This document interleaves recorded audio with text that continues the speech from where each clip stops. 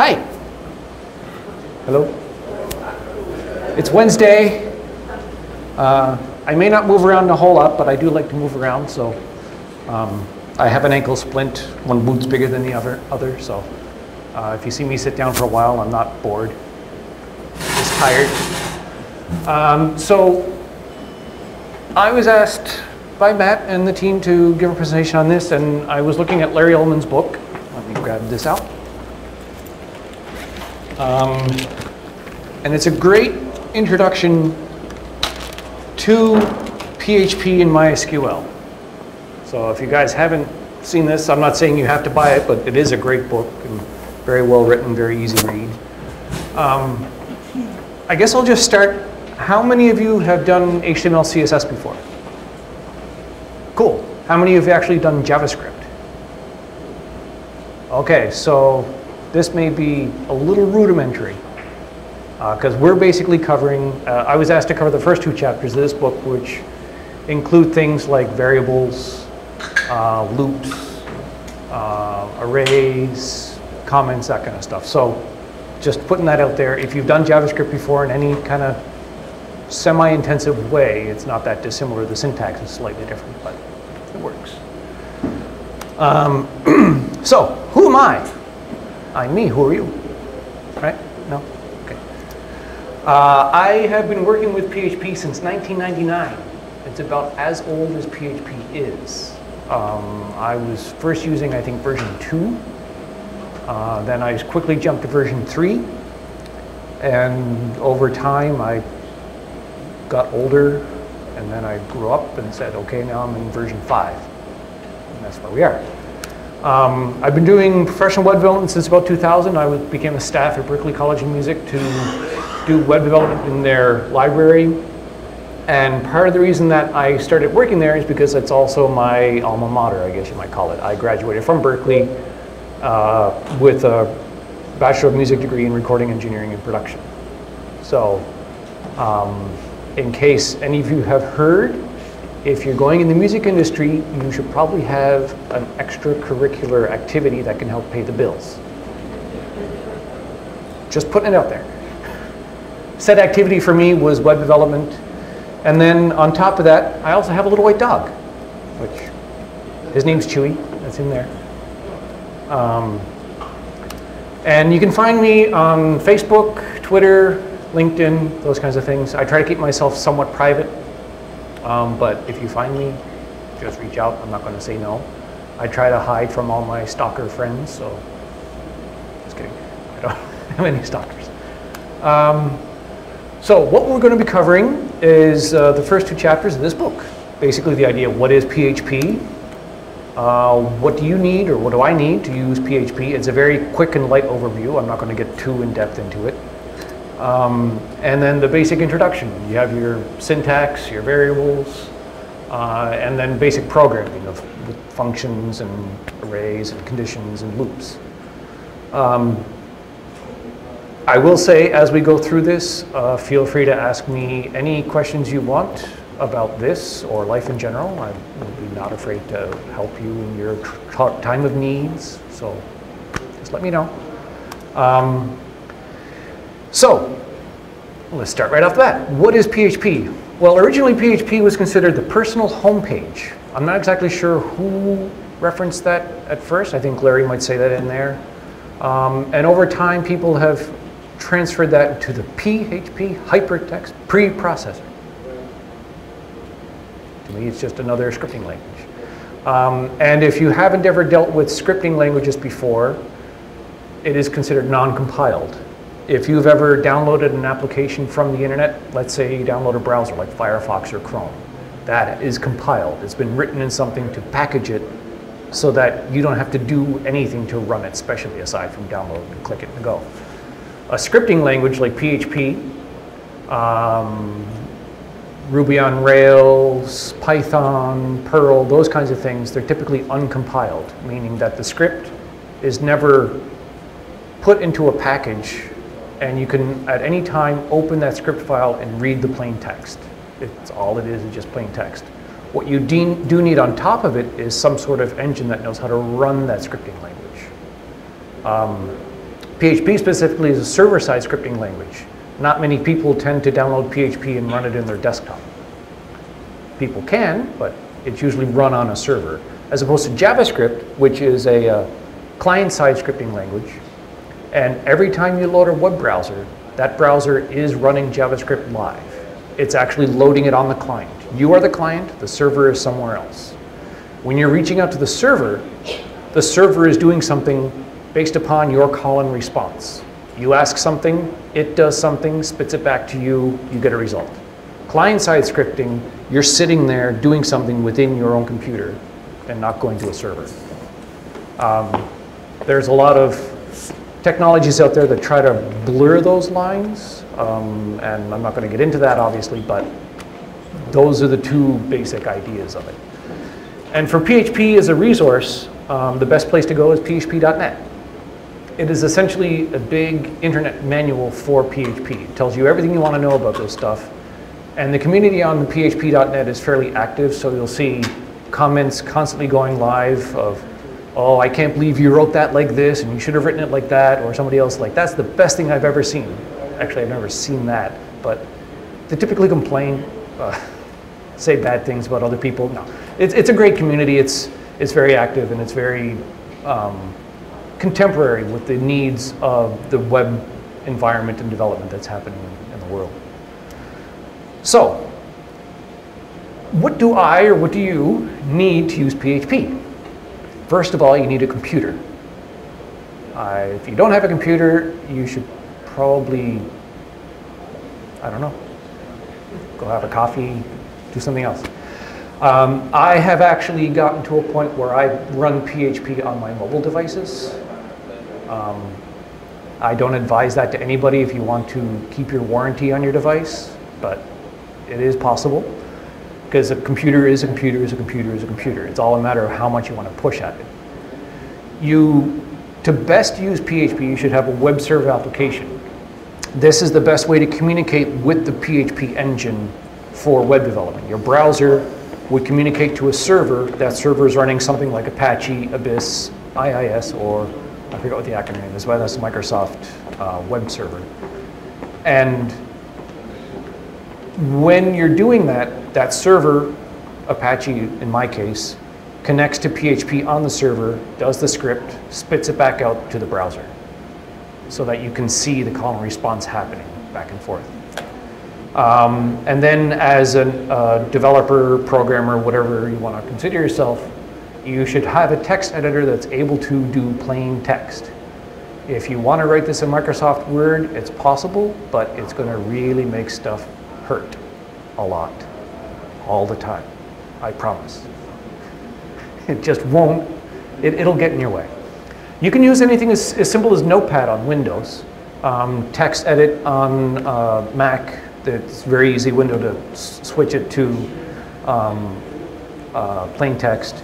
The most common one that I know people use are stuff like Eclipse, because it's a much more verbose type of thing.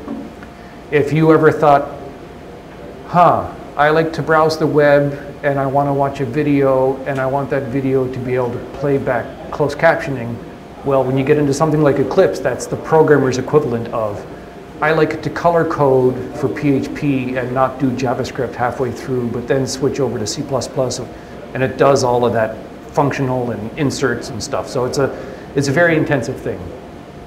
Personally, I have, on my Mac here, I have a program called BBEdit, a program called TextWrangler, which is the same company but a different format, a program called TextMate, a program called Coda. I have Eclipse, and I use TextEdit, and I use, built into every Linux or Unix-based system is a thing called Vim or VI. And I use all of those at any given time of the day, just depending on the project I'm in, so that I can help let my brain organize itself and not go crazy. So that is your basic start on one side. And then on the other side, don't forget, you need PHP. It is a piece of software. It does need to be installed. There's different methods to how to install it, and if people have questions on how to do that, we can talk about that a little later. I don't necessarily want to bog this down with it. And then to take a better advantage of it, you should have a database engine. In this case, it mentions MySQL. There's other types of databases out there. It doesn't have to be MySQL, but it should be something that PHP knows how to communicate with. Whenever you, again, install a software, there's plugins that allow that software to communicate with other things, like, say, go to YouTube, watch a video, there's a plugin to play the video. Well, PHP has a plugin to talk to MySQL. It also has a plugin to talk to things like PostgreSQL, or Sybase, or ODBC, and so on and so forth. You just got to make sure that you know what you have and what you need. MySQL and PHP are the most simple ones to actually get them to work together. And then you need a web browser. That is so that you're not staring at a terminal screen for the rest of your life. Although you can if you want, I do. My boss says my screen looks like the Matrix, so hey, power to you. And lastly, if you're in a true server client environment where you're not doing development locally on your computer, you need to have a way to transfer your files back and forth. And FTP is the best way to do that. FTP literally means file transfer protocol. It's just a communication way to communicate to a server, connect to it, make it mount like a thumb drive or a SharePoint, and then you can copy files back and forth and up and down. And that is the entire PHP environment needs. So let's introduce PHP. You've all worked in HTML, it looked like, right? You know how you start HTML with the block HTML and you end with the block /HTML.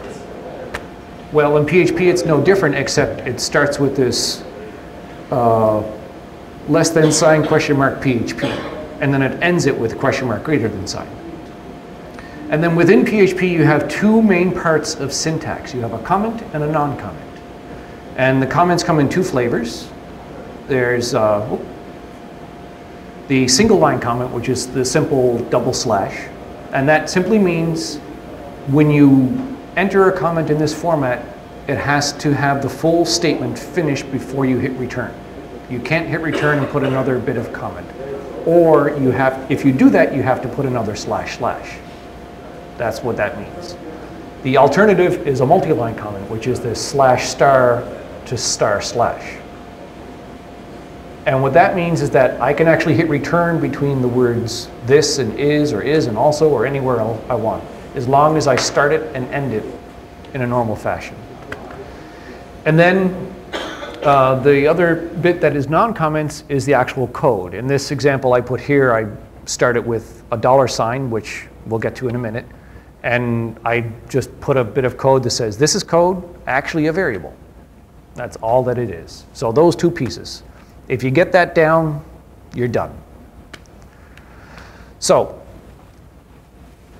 one real thing to remember, HTML and CSS well, HTML specifically is more forgiving with characters in some ways. I'm not going to say every way, but in some ways it can be, especially depending on the browser you're working in. Some browsers won't care if you open or close a tag, and other browsers will, and so on and so forth. For PHP, each and every character is important. And you have to be careful of how you put those characters inside other characters and enclose and encapsulate and so on. So the characters that are important, you have a comment, that's the first double slash. Starting of a multi-line comment, that's the /*, and a multi-line //. The $sign is used to prefix a variable name. Again, we'll get to that in a second. And then the brackets and curly braces are used to encapsulate logic. And what I mean by logic is things that you want to do to validate, verify, confirm, any of those kinds of things is considered a logical statement. And then probably the most important thing that everybody forgets is the little semicolon.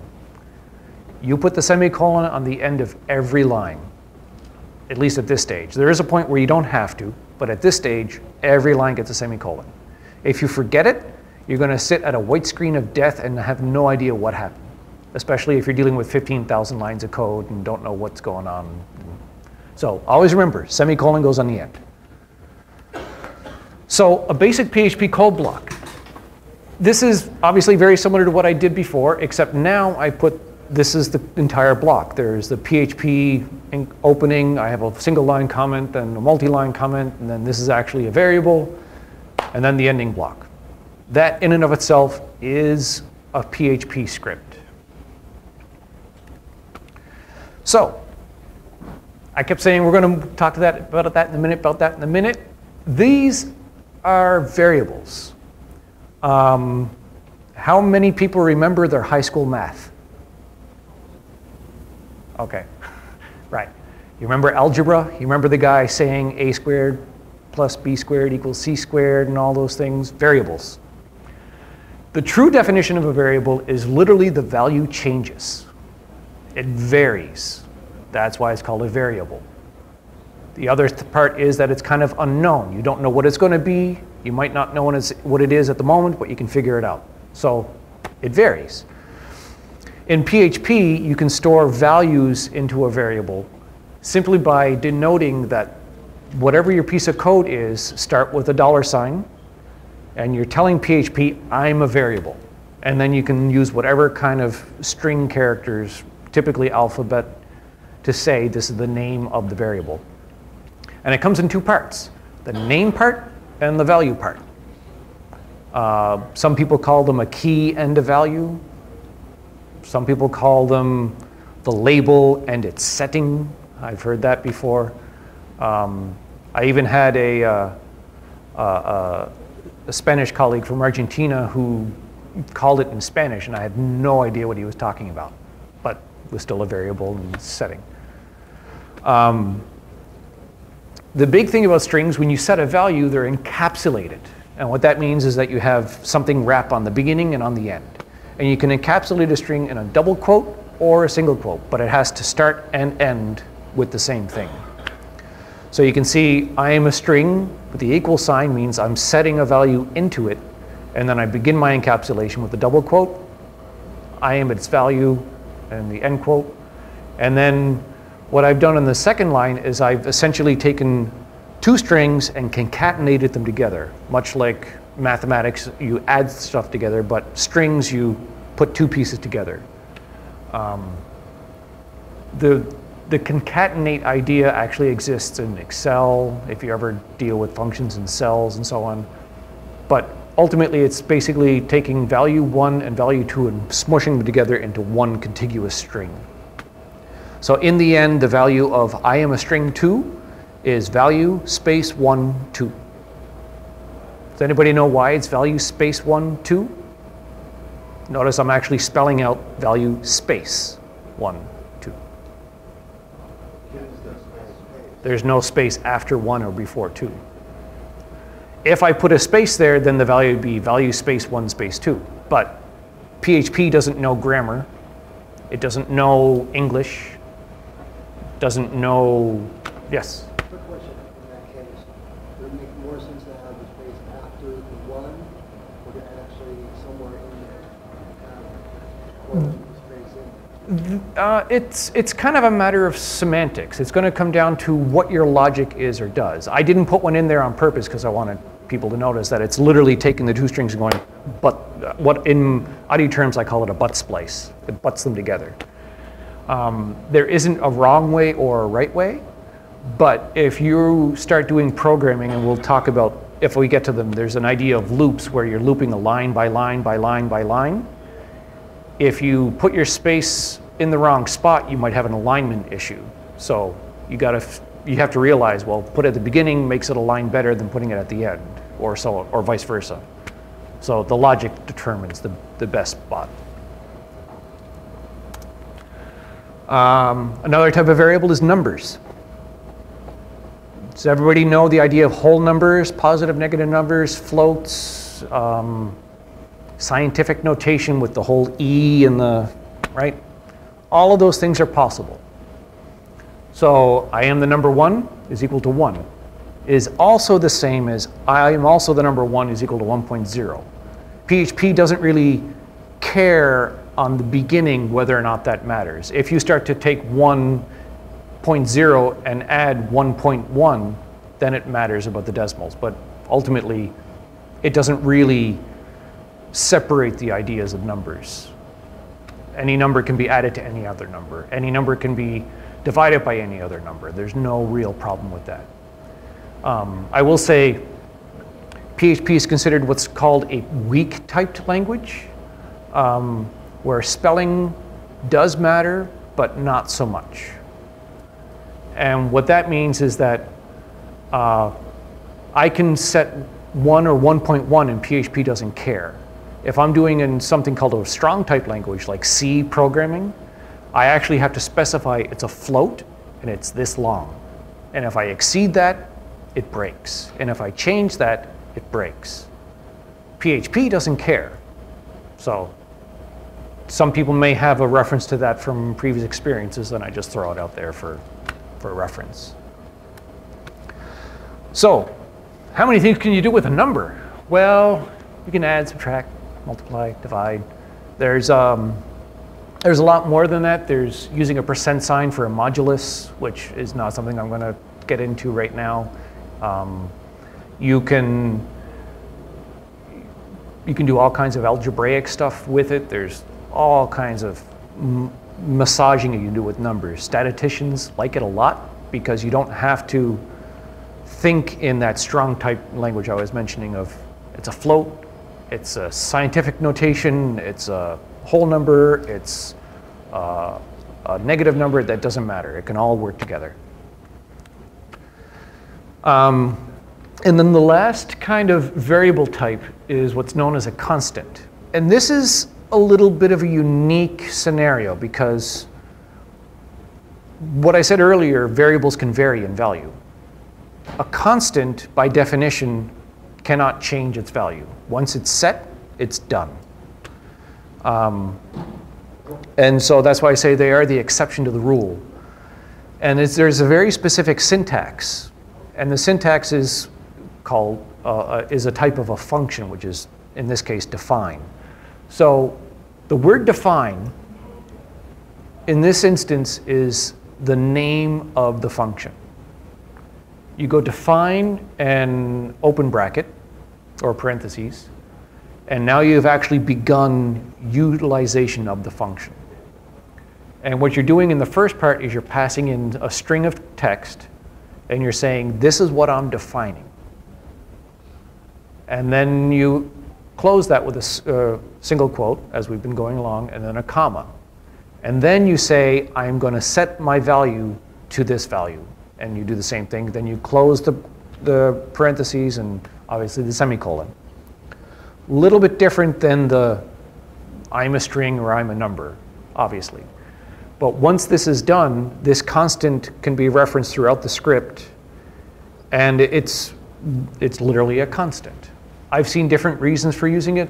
Some people I've seen throw it in there just because they didn't know how to not change a variable, so they thought I'll put a constant in and it's a good stopgap, I guess. And then there's other instances where you're dealing with a very large pile of code that has a lot of nested blocks, if you might consider it that way, and the constant helps you to reference from the beginning, this is what it was, and not have to go back every single time.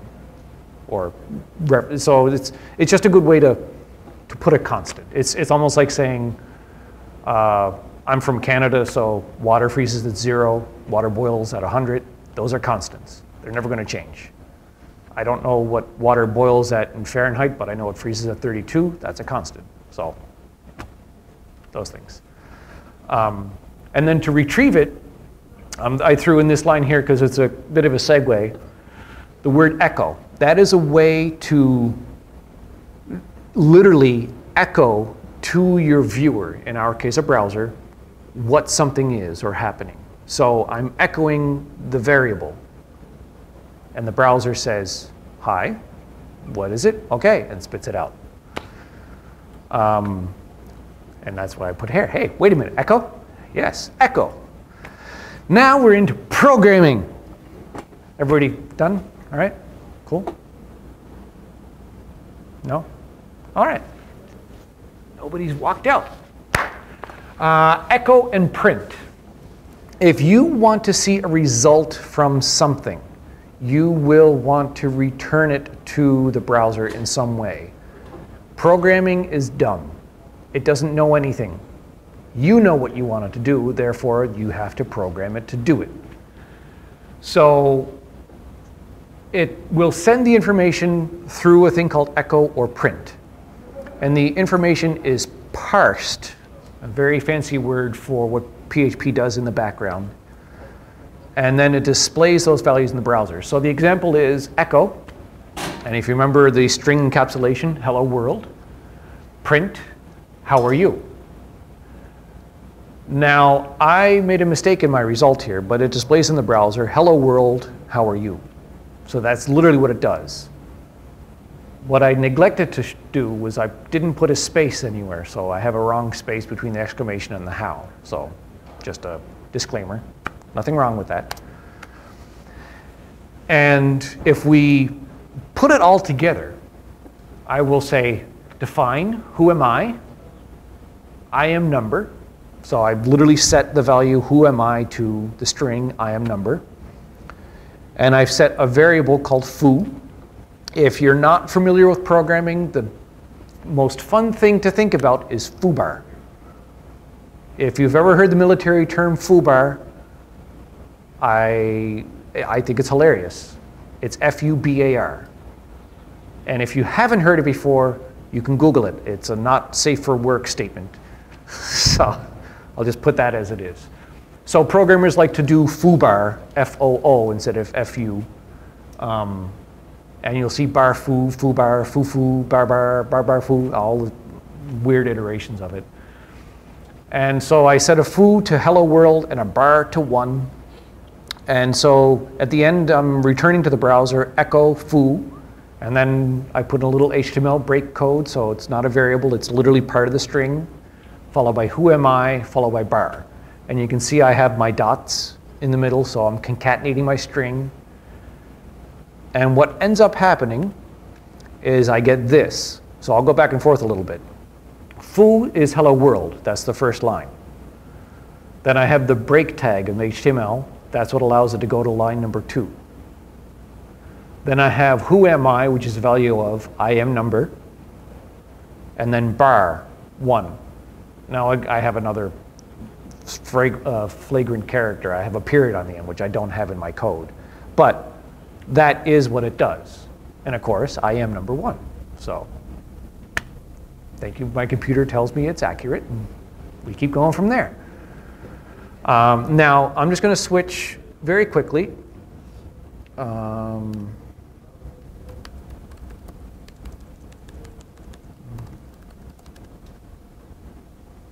What I'm going to do, if I can remember my login.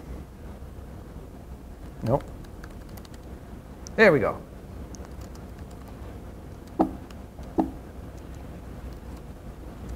I know it.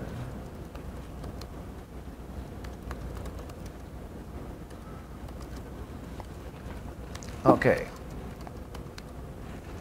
So this is going to be really ugly to look at on this projector.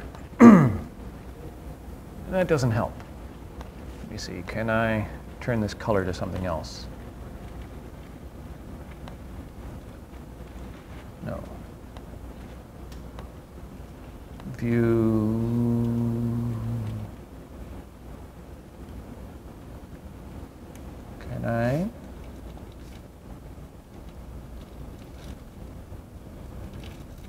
Yeah, let me see. Let's see if I can do basic.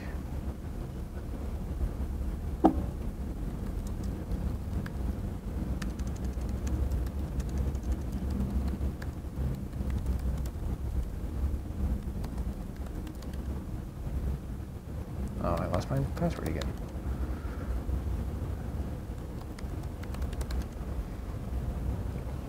So that black and white is a little bit better, yes? Yes. I'm just going to close that, let my server cool down.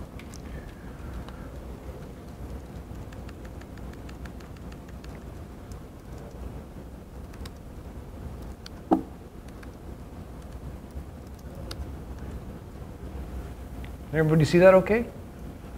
So this is representative of the script. If you remember, that's what it looks like in my presentation file. And this is what it looks like here. And I'll see if I can put these a little bit more side by side. Right? Color coding's different, but that's normal. Everybody has different color preferences. So you can see the last line's the same, the bar equals 1, the hello world, the who am I, I'm a number, blah, blah, blah. Right? Now, I'm going to go to my browser and literally, this is the live view of the script. And to show you, I can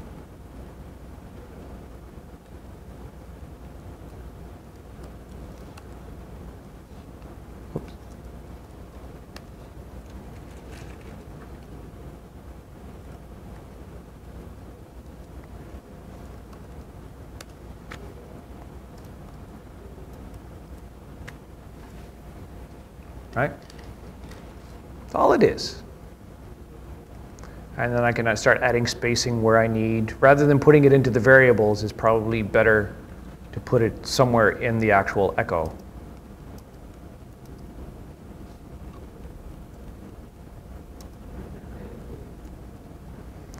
Now, I hope that last line doesn't throw people for a loop.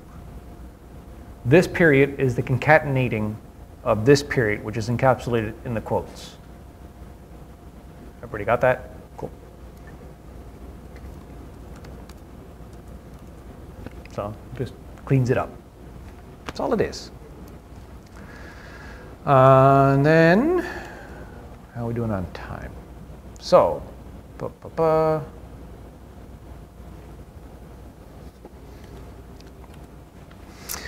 So, we have, there's a great satirical video out there that I'll borrow and paraphrase.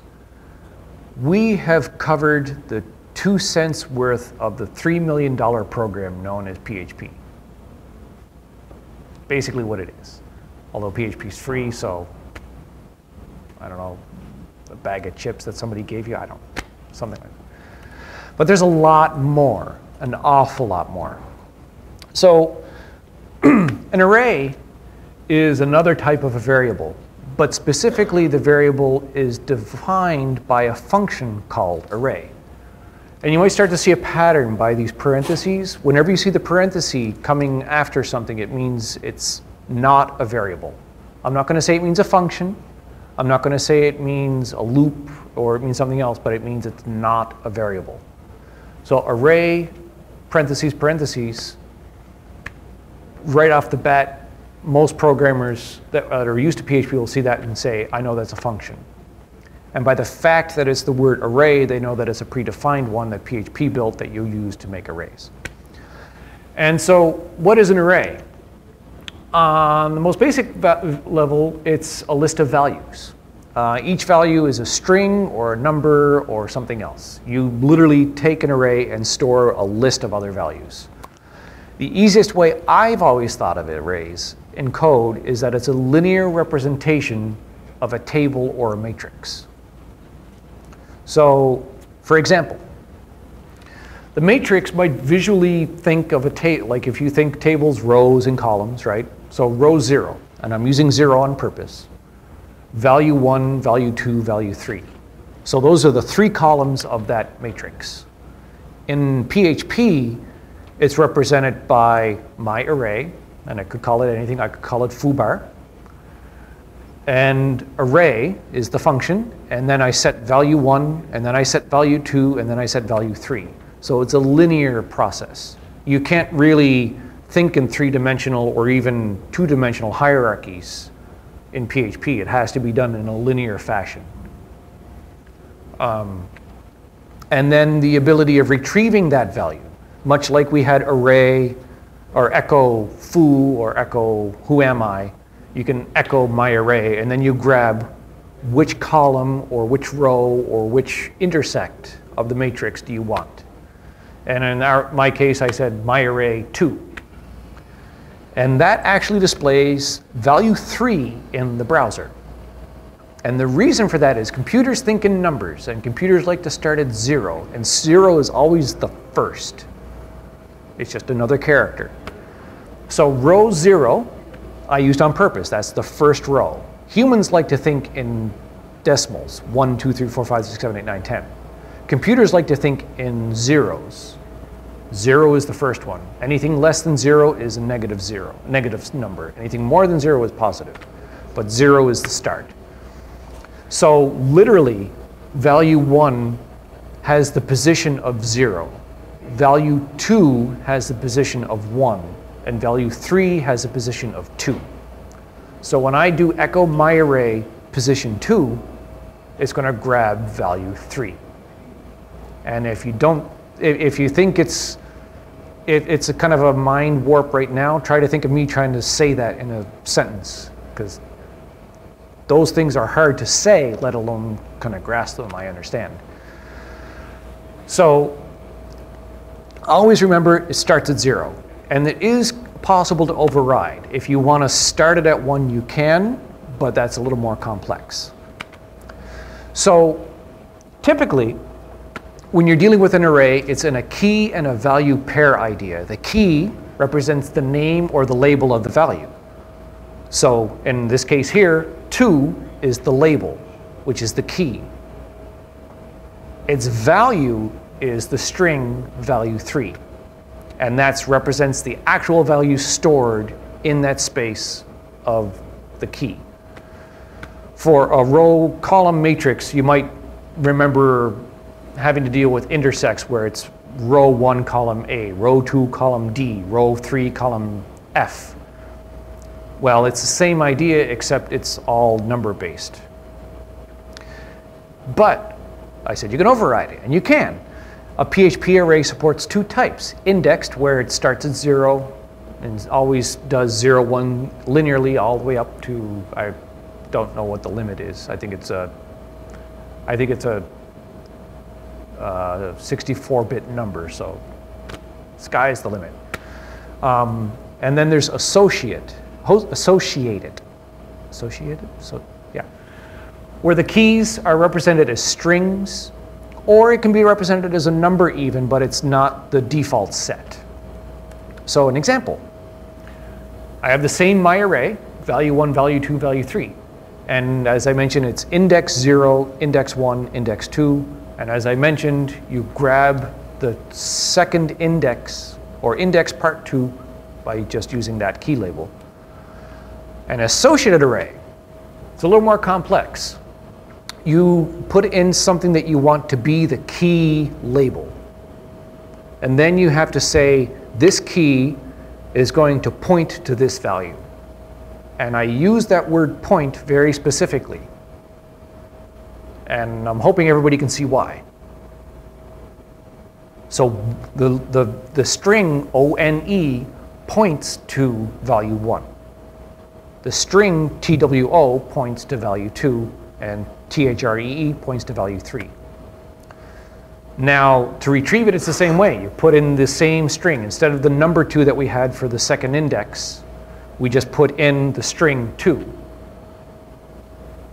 And 2 is the key label. And what that returns is value 2.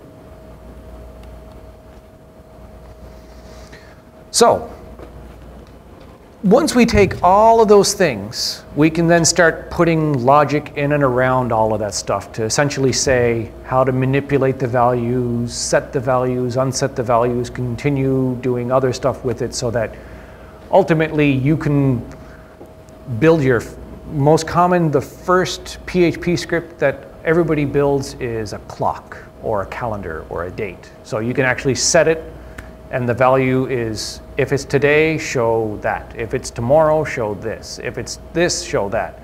And what you're getting into are conditions. And a conditional statement are codes of block that allow you to validate the truth of a line of code. The code isn't going to sit there putting its hand on whatever theological god or goddess it believes in. So you have to put in the thing to make sure, is it true or is it false? And that line is specifically called a condition. Under what condition is this true or false? And the validation of that condition is called a conditional statement. The whole statement is you take your truth, and the statement is, if it's true, let's do something with it. An example, if I am pretty, let's do something. Now, this is a real not very valid thing. I wouldn't advise people trying to put this in their code unless you really want to say, I am pretty and do something, go for it.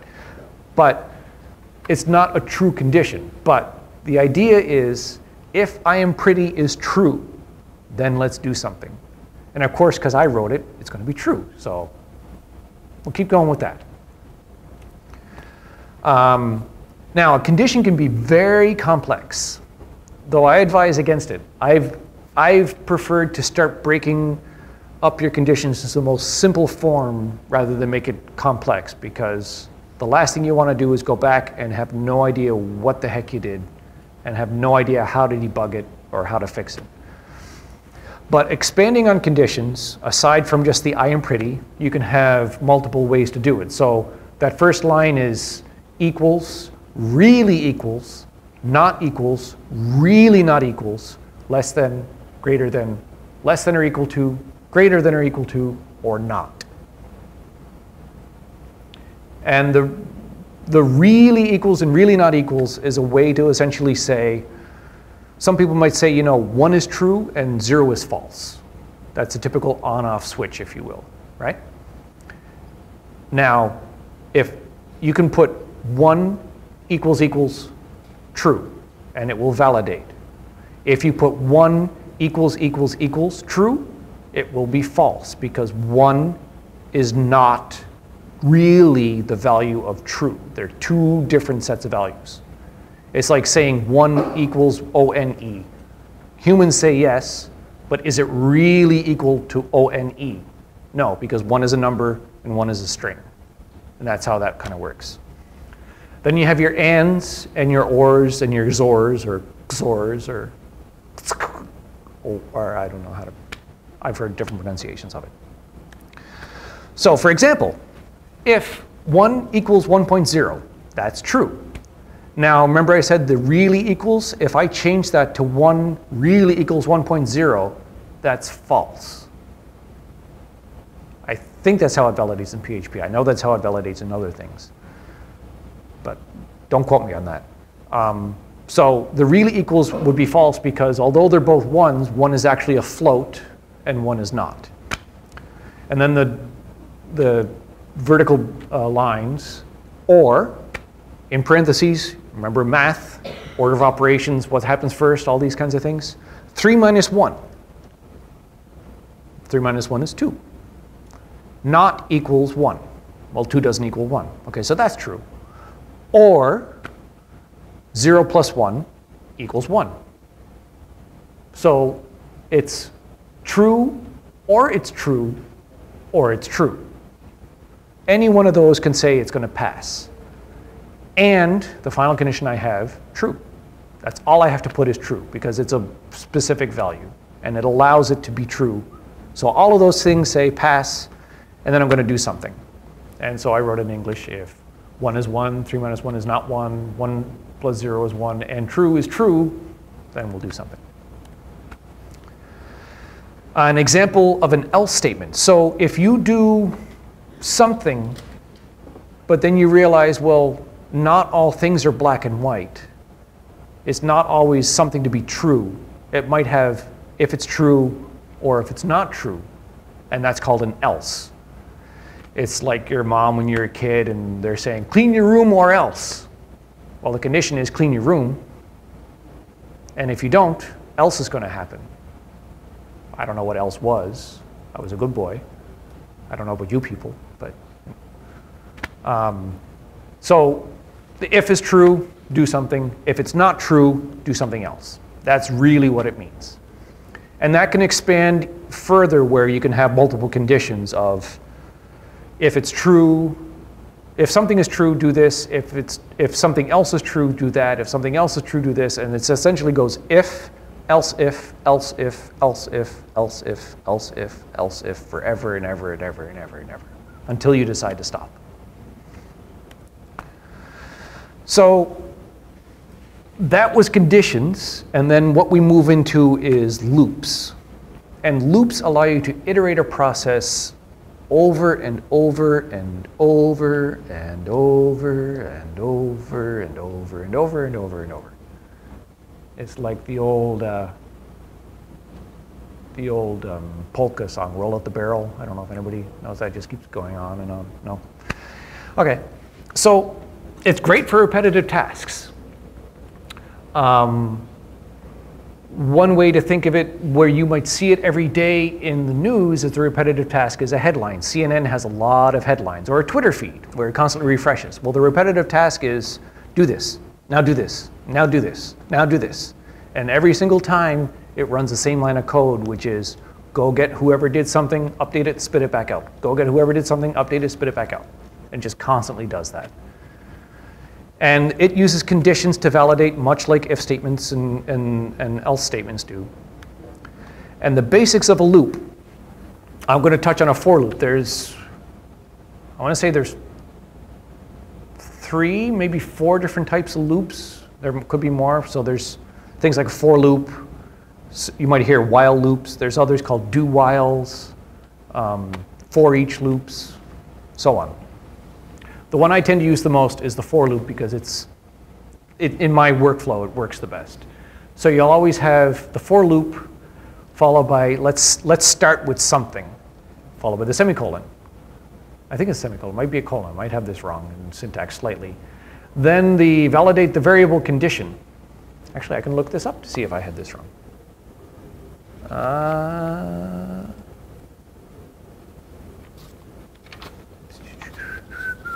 Bear with me a second. For loop 69. Was the summer of 69? Okay. No, semicolon, I was right. So once you set your variable, the second part is let's validate the condition. Basically, is the variable in a certain state? And then if it is in a certain state, you're going to do the block of code that's down below. And when that block of code finishes, you go back up and do something with the variable. So the start happens of set a variable, validate the variable. Do the block of code down below. When that block of code finishes, go back up and adjust the variable, and then validate the variable again, go back down, do the line of code, adjust the variable. It just keeps going up and down and up and down.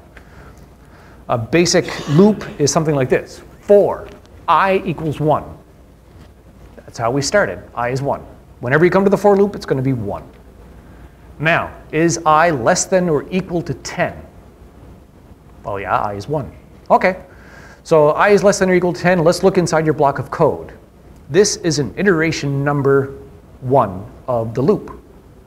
Now, when that finishes, it goes back up to the end of the for loop and said, I validated, I did the thing. And then I have a special syntax in here of I++, which literally means take I, increment it by 1, then validate it again and do the block of code. So it goes 1, 1's less than 10. This is iteration number 1. Go back up. 1 plus 1 is 2. I is 2. 2 is less than 10. This is iteration number 2 for the loop. I++, which is 3. 3 is less than 10. This is iteration number 3 for the loop. Go back up. I++ 4. 4 is less than, and so on and so forth, until it hits 10. If it hits 11, it doesn't do anything. It just goes past it and moves on. So in English terms, just what I said. Set the value of I. If I is less than 10, run the code. When the code is finished, increment it by 1. Check that I is less than or equal to 10. Do or do not do the code. Repeat. Yes, sir. When you output that for the first time, would I be 1 or 2? For the first time, it would be 1. Why does it increment the first time? It increments after that line of code is finished. When it hits the curly brace at the end, that's when it runs the last piece. There is 3 chunks in the for loop parentheses block. The first set, the validation, and then the increment. The validation is what allows the echo to run. it hits the curly brace, and then it goes to the third part. But when it first starts at 4, when you say I equals 1, I is less than 10, increment. So what happens, you enter the loop and it's here, I is equal to 1. Yeah. And what you're saying is, I is 1, is it less than 10? If that's true, you go here, and you do that. Cold, so that's the end of the statement. So And then you hit this, and it goes back up, and it says, I is 1 plus 1, is what this essentially means, increment by 1. So we start it with 1. 1 plus 1 is 2, and then we go back here. 2, is 2 less than 10? Yes or no? Yes, you do this. You hit the end, it goes back up here. I is 2, 2 plus 1, 3. 3 is less than 10? Yes. You go here, you do that, you hit this, 3 comes up here, 3 plus 1 is 4, and it keeps doing that. how do they know to ignore the 4 statement? That's how it's written as a program. It does it automatically. The first piece is always done the first time and only the first time. The second piece is done every single time until it fails and is false.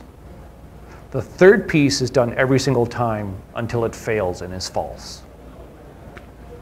But it always goes piece 1, piece 2, block. Piece 3, piece 2, block. Piece 3, piece 2, block. Piece 3, piece 2. It just keeps doing that. That's just how it's coded. And I have a feeling I'm at the end of my time, and I'm at the end of the slides too. So that is the very quick, easy, dirty introduction into PHP and coding and so on and so forth.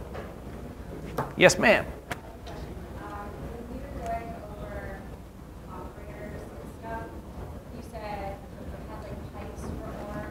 Yes. Ignore the word. Yes, they're used interchangeably. Okay. Do the pipes have a higher order distance than the or is it the same? No, they're the same. In PHP, they are.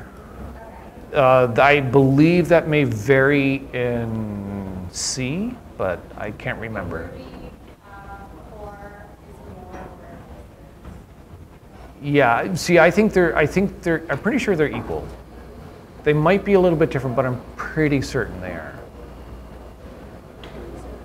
Yeah.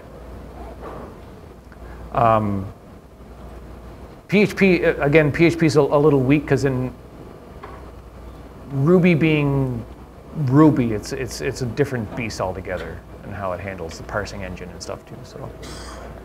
Cool. So I'm around for a little bit. I'm probably gonna hang out for 10, 15, 20 minutes. So if people have questions, feel free, or we can just chat. I can solve your life's problems, like I said, or maybe I won't, and we'll just cry in each other's arms and, no, okay, cool. Well, thank you.